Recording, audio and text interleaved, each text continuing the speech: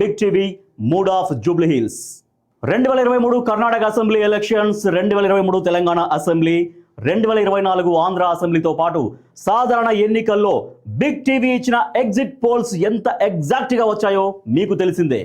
ఇప్పుడు అదే టీం జూబ్లీ హిల్స్ పల్స్ను మీ ముందుకు తీసుకొచ్చింది.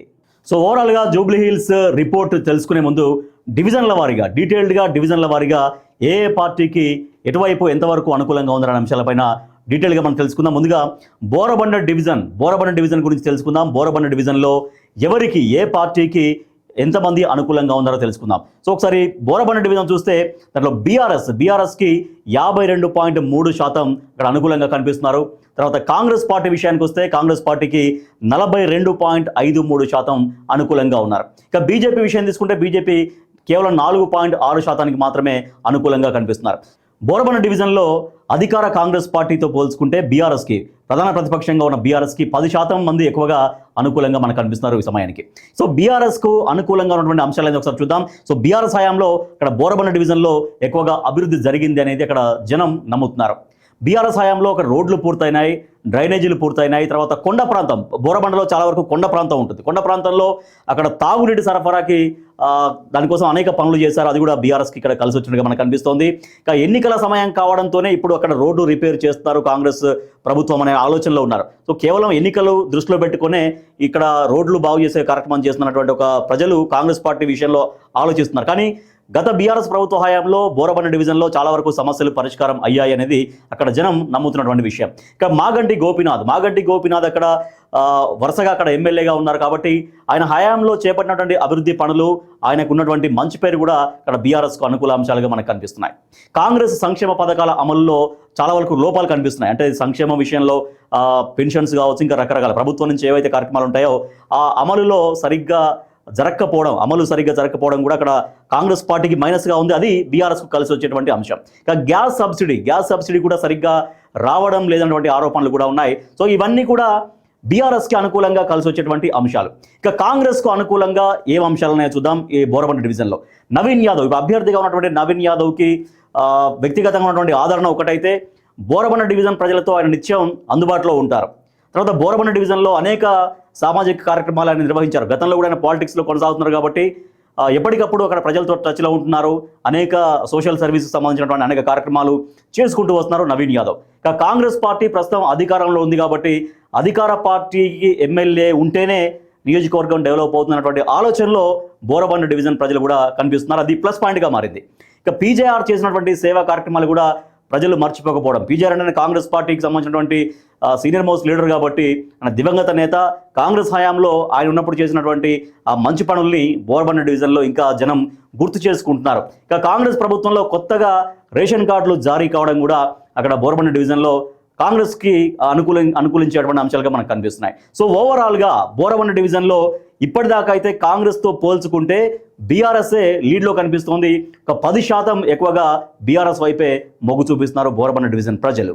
ఇక ఎర్రగడ్డ డివిజన్లో పబ్లిక్ ఎటువైపు ఉన్నారు ఈ సమయానికి? బిగ్ టీవీ సర్వేలో ఏం తెలియని చూద్దాం. బీఆర్ఎస్కి దీంట్లో అంటే ఈ ఎర్రగడ్డ డివిజన్లో 45% మంది అనుకూలంగా ఉన్నారు. అధికార కాంగ్రెస్ పార్టీకి 47.5% అనుకూలంగా ఉన్నారు. ఇక బీజేపీకి 6.67% మాత్రమే అనుకూలంగా ఉన్నారు. సో బీఆర్ఎస్కి కాంగ్రెస్కి ఇక్కడ కాంగ్రెస్కి హెడ్జ్ కనిపిస్తుంది. అంటే 45% బీఆర్ఎస్కు ఉంటే 47.5% కాంగ్రెస్కు, అంటే 2.5% ఇక్కడ ఎక్కువగా కనిపిస్తోంది కాంగ్రెస్ పార్టీకి. సో మరి ఇక్కడ అనుకూలంగా అంటే కలిసి వచ్చినటువంటి అంశాలు ఏంటి? అటు అధికార కాంగ్రెస్కి కావచ్చు, బీఆర్ఎస్కి కావచ్చు, ఇక్కడ కలిసి వచ్చేటువంటి అంశాలు ఏంటి? ఎటువంటి అంశాలు ఇక్కడ అనుకూలంగా ఉన్నాయి? ఎందుకోసం జనం ఆయా పార్టీల వైపు ఉన్నారని తెలుసుకుందాం. ఇక కాంగ్రెస్కు అనుకూలంగా ఉన్నటువంటి అంశాలు ఏంటో ముందుగా తెలుసుకుందాం. ఎర్రగడ్డలో నవీన్ యాదవ్కు మంచి ఇమేజ్ ఉంది, అది కలిసి వస్తుంది. ఓపెన్గానే నవీన్ యాదవ్కు మేము ఓటేస్తామని ప్రజలు చెప్తున్నారు. ఎందుకంటే ఎప్పటి నుంచో ఆ నియోజకవర్గంలో ఆయన ఉన్నారు. గతంలో అక్కడి నుంచి పోటీ చేశారు. అంటే నిత్యం అక్కడ ప్రజలకు అందుబాటులో ఉంటున్నారు కాబట్టి ఓపెన్గానే మేము నవీన్ యాదవ్కు ఓటేస్తామని చాలామంది ఎర్రగడ్డ డివిజన్లో చెబుతున్నారు. ఇక పేదలకు నవీన్ చేసినటువంటి ఆర్థిక సహాయాలు గతంలో అనేక ఉన్నాయి, అవి గుర్తు చేసుకుంటున్నారు. ఇక పండుగల సమయంలో నవీన్ యాదవ్ అందించినటువంటి ఆర్థిక సహకారం గురించి కూడా చర్చించుకుంటున్నారు. పేదల ఇంట్లో అంటే ఎక్కడైనా పేదవాళ్ళ ఇంట్లో పెళ్లి జరిగితే ఆ పెళ్లి సమయంలో నవీన్ యాదవ్ సహకారం అందించేవారు అనేటువంటి అంశం కూడా కాంగ్రెస్ పార్టీకి అక్కడ కలిసి వచ్చింది. నిత్యం డివిజన్లో జరిగే కార్యక్రమాలకు ఆయన హాజరవుతుంటారు.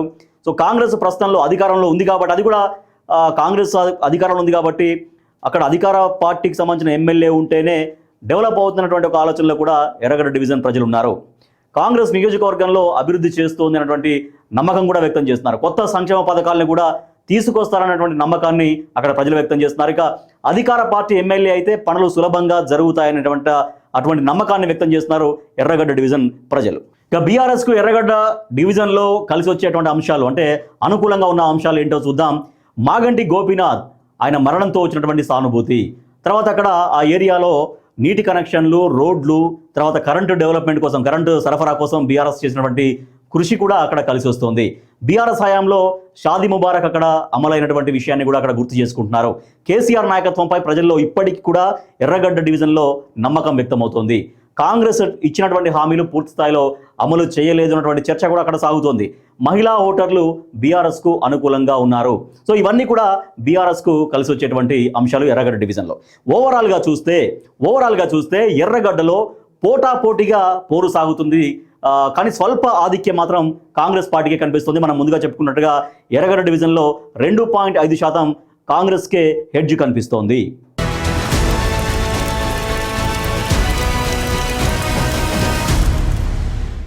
ఇక షేక్పేట్ డివిజన్ గురించి బిగ్ టీవీ సర్వేలో తేలింది ఏంటి? షేక్పేట్ డివిజన్లో బీఆర్ఎస్కి అనుకూలంగా ఉన్నవాళ్ళు 56.61%, అధికార కాంగ్రెస్కి అనుకూలంగా ఉన్నవారు 36.73%, ఇక బీజేపీకి కేవలం 3.64% మాత్రమే.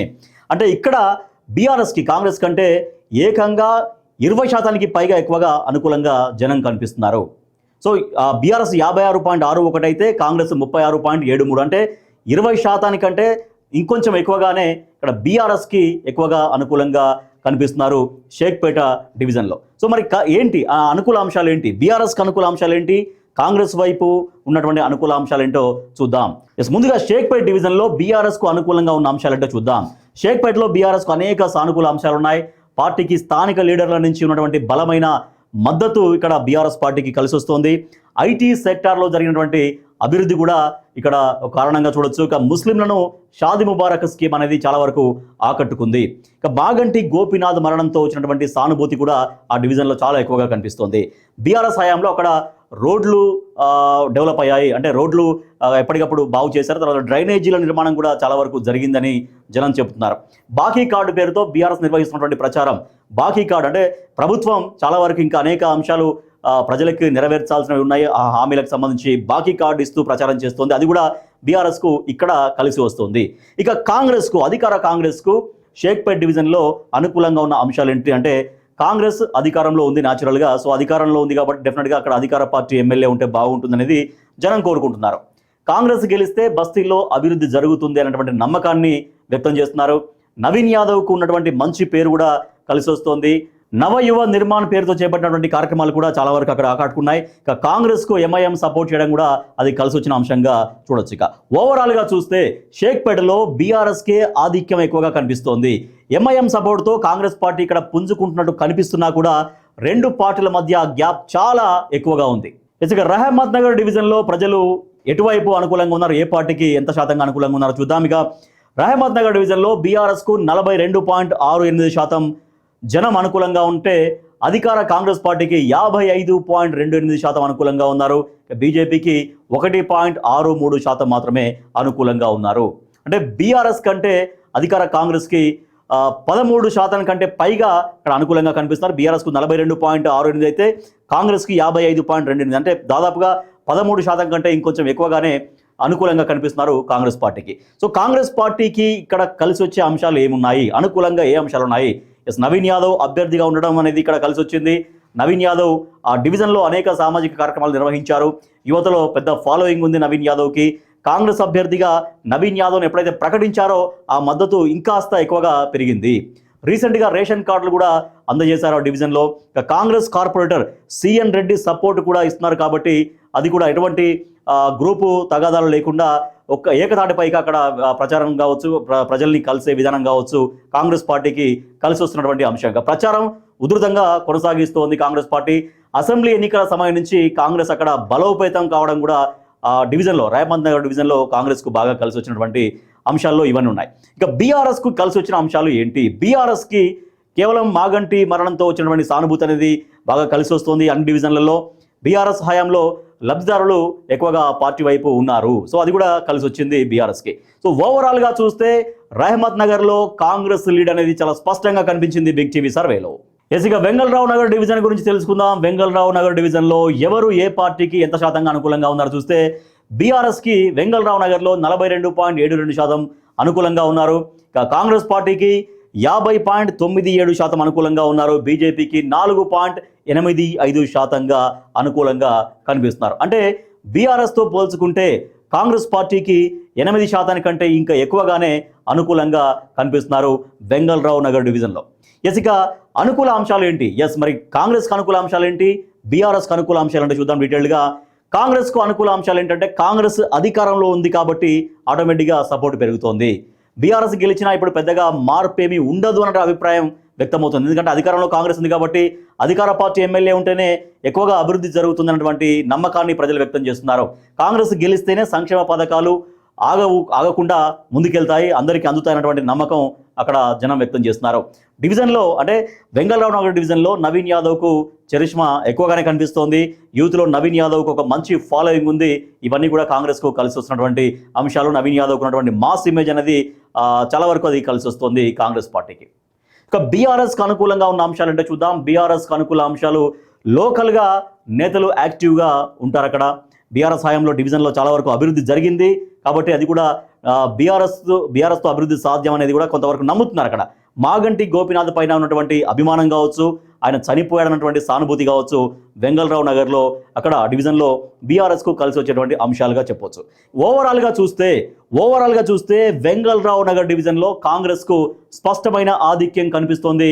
మనం చూసినట్టుగా దాదాపుగా బీఆర్ఎస్ కంటే కాంగ్రెస్కు 8% కంటే ఎక్కువగా అక్కడ పాజిటివ్ కనిపిస్తుంది, అనుకూలంగా ఉన్నారు. కాబట్టి ఈ డివిజన్లో కాంగ్రెస్కు చాలా స్పష్టంగా ఆధిక్యం కనబడుతోంది.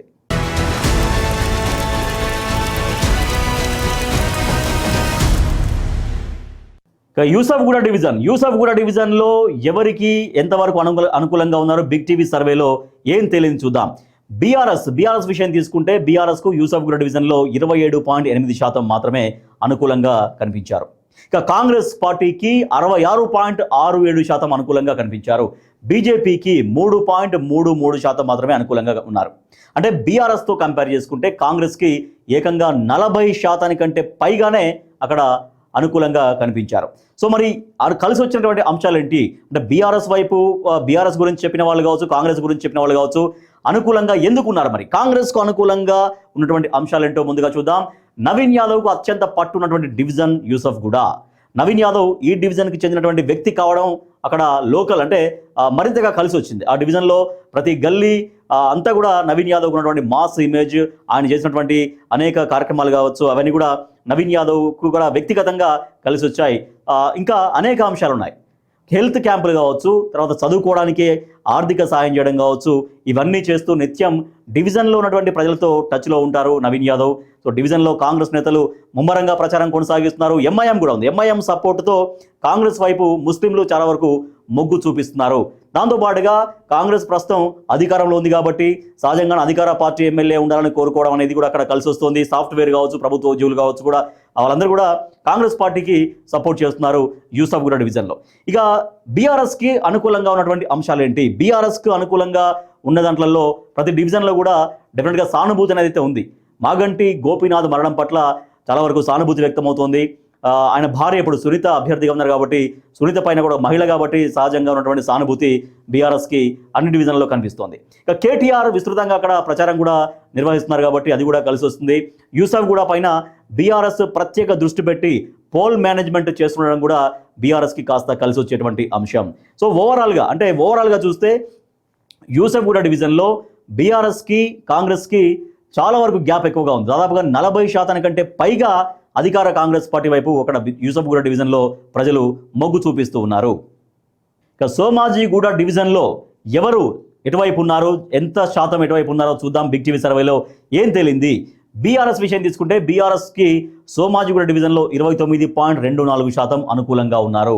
కాంగ్రెస్ పార్టీకి వచ్చేసరికి 55.56% అనుకూలంగా ఉన్నారు. ఇక బీజేపీ విషయం తీసుకుంటే బీజేపీకి కూడా ఇక్కడ కాస్త మెరుగ్గానే కనిపిస్తుంది. అనుకూలం అనేది 11.7% జనం బీజేపీకి ఇక్కడ అనుకూలంగా ఉన్నారు. ఇక అంటే బీఆర్ఎస్కి కాంగ్రెస్కే ప్రతి డివిజన్లో కూడా ఫైట్ లాగా మనకు కనిపిస్తుంది. సో ఇప్పుడు ఈ డివిజన్లో సోమాజిగూడ డివిజన్లో బీఆర్ఎస్కి కాంగ్రెస్కు కంపేర్ చేసినా కూడా దాదాపుగా బీఆర్ఎస్తో కంపేర్ చేస్తే కాంగ్రెస్ 25 కంటే కాస్త అటు ఇటుగా అంటే దాదాపు 25% అని చెప్పొచ్చు. 25% కాంగ్రెస్కే ఇక్కడ అనుకూలంగా కనిపిస్తున్నారు సోమాజిగూడ డివిజన్లో. మరి ఏంటి ఆ అంశాలు ఏంటి, కాంగ్రెస్ కావచ్చు బీఆర్ఎస్ కావచ్చు అనుకూలంగా ఉన్నటువంటి అంశాలు ఏంటో మనం చూద్దాం. ఇక కాంగ్రెస్కు అనుకూలంగా ఉన్న అంశాలు న్యాచురల్గానే అధికారంలో కాంగ్రెస్ ఉంది కాబట్టి అధికార పార్టీ అభ్యర్థి గెలిస్తే బాగుంటుంది అనేది అక్కడ జనం కోరుకుంటున్నారు. బైపోల్లో కాంగ్రెస్ అభ్యర్థి గెలిస్తేనే అక్కడ అభివృద్ధి జరుగుతుంది అన్నటువంటి నమ్మకాన్ని వ్యక్తం చేస్తున్నారు. ఒకవేళ బీఆర్ఎస్ని గెలిపించినా కూడా ఉపయోగం ఉండకపోవచ్చేమన్నటువంటి జనం అభిప్రాయం కూడా ఉంది. నవీన్ యాదవ్ అయితే ఇక్కడ అందుబాటులో ఉంటారనేటువంటి అది కూడా జనాన్ని బాగా ఆలోచింపజేస్తోంది. సో ఇవి కాంగ్రెస్కి అనుకూలంగా ఉన్నటువంటి అంశాలు. అయితే బీఆర్ఎస్కి అనుకూలంగా ఉన్నటువంటి అంశాలు అక్కడ మాగంటి గోపీనాథ్ చాలా సుదీర్ఘకాలం రాజకీయాల్లో కొనసాగుతున్నారు. అక్కడ వరుసగా అక్కడ ఎమ్మెల్యేగా ఉన్నారు కాబట్టి సహజంగా ఉన్నటువంటి పరిచయాలు కావచ్చు, ఆయన ఫాలోవర్స్ కావచ్చు ఆ డివిజన్లో ఎక్కువగా సోమాజిగూడలో కనిపిస్తూ ఉంటారు. సో అది కూడా మాగంటికి ఉన్నటువంటి ఫాలోవర్స్.